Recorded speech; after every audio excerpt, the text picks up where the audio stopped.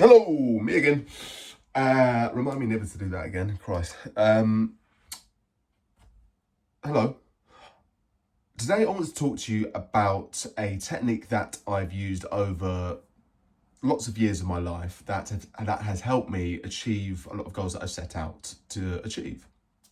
It's helped me achieve with family and relationships. It's helped me out with work. It's helped me out with achieving certain jobs which I've wanted to achieve. It's helped me out with accumulating more money. And that is the power of visualization. And probably be a good thing for me to tell you what visualization is, if you don't already know what it is. Visualization is essentially a premeditated practice or premeditated thought process of a future event, goal, period in your life that you're going to go through. And what I mean by that is, say for example, I have a shoot on tomorrow. So if you haven't seen my other video or don't know who I am, I mean, Christ, this is my second video, you probably won't. I am a content creator, I'm a photographer and videographer for a company called Third Space, which is a health club based all around London, but it specialises in fitness, well-being, nutrition, yada yada yada.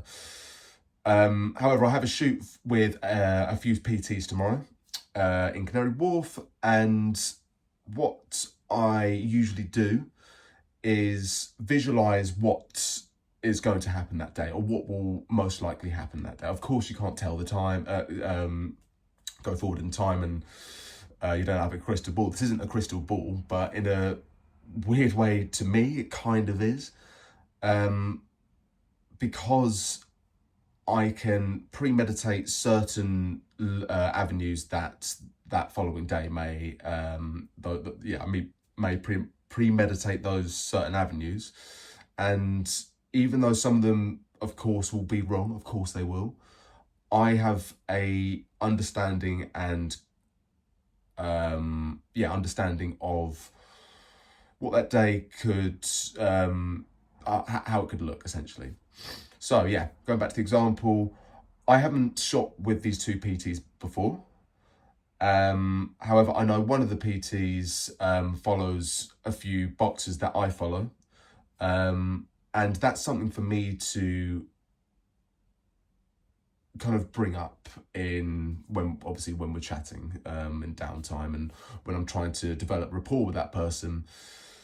That's something which, when I've sat down on my bed, taken 5-10 minutes to literally just start from as soon as I wake up, what will I do there? Have I got all the kit that I need?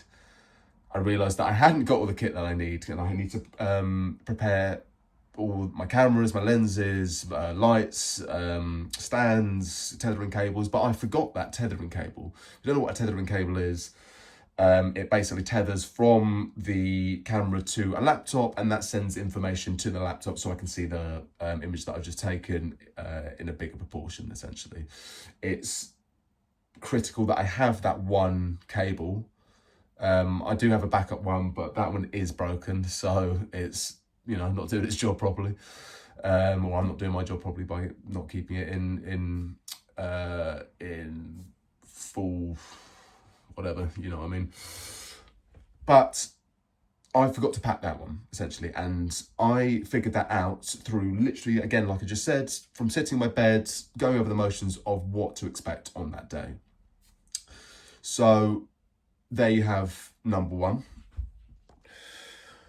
So how can you use clarity? Oh shit. Yeah, fuck it. So how can you use visualization for your life?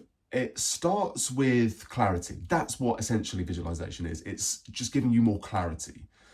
So again, if you sit on your bed and you rehearse you go from you waking up, and you can take as long as you want. It doesn't need to be an extra fine detail. It doesn't mean that you have to get up and then go brush your teeth and then go through like that. That's almost going to kind of make it boring. Well, it's going to make it completely boring. Of course, you're going to literally be spending hours doing that. You are just going through the most important parts in your brain the more you visualize over a period of time, the more you align with your goals, because you're doing this step-by-step planning of the day, of the week, of the month, the year, as long as you would like it to be. I usually do it day by day, up to a week. That's how I usually do it. Some people do it up for years, and they just say, okay, that's what I would like in my mind. What do I need to do in order to achieve those things? You can write these things down as well. As soon as you kind of play out the motion in your head, you can stop and then write it down in a notepad that's next to you, or type it up, or do a voice note into your phone, whatever you want. I tend to not do it every single thought. I kind of do it in batches of 3. If there's 3 things that I've forgotten, or there's 3 things that I want to be reminded of, I'll write them down. For me, I personally like to write things down as opposed to type or to do those voice notes. They all have that application, but I tend to write things down. I find it better for my mind to kind of comprehend them over a period of time. However, you can do it whichever way that you'd like to do it, up to you. So how did I hear about this? I heard about this technique through an athlete, funnily enough. This athlete that I'm talking about was a very high level athlete in football, and he essentially, the practicality of doing the thing that he wanted to do, i.e. football, is the best way you're going to learn. It just is.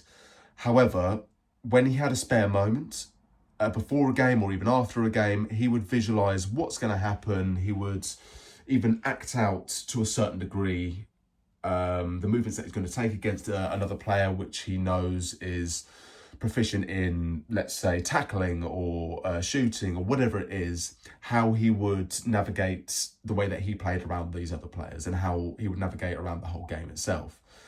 And he said that once he started doing this, over a period of time, it cemented a far bigger improvement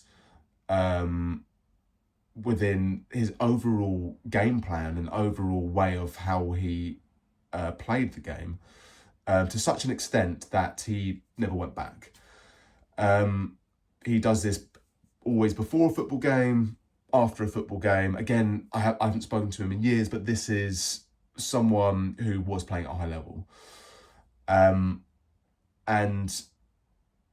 that always stuck with me, because that is not just conducive to sport. It's not just conducive to athletes. It's conducive to anyone, to any facet of your life. You can apply this method to. Artists use it. They can visualize a painting that they would like to see on a canvas, and they can at least just look at this blank canvas and start to visualize an idea which may be applicable. So that concludes my second video that I am talking to camera. I've made a few other videos, which is, if you go back to the first video where I'm talking to camera, I say that that's my first ever video. That's not strictly true. That's my first ever video talking to camera and starting kind of creating content. So this is the second time that I've done this in the space of a couple of days. I'm really enjoying this process. I'm really liking fucking up on camera and doing it so many times that I'm almost doubting the way that I communicate and the way that I think. So that's another anxiety that I've added to the bucket list. But I am enjoying this. This is almost like a type of therapy in a weird, strange way. So yeah, thank you for listening. If you have listened to the end, thank you so much. And I will be sure to be back with another video soon. Take care.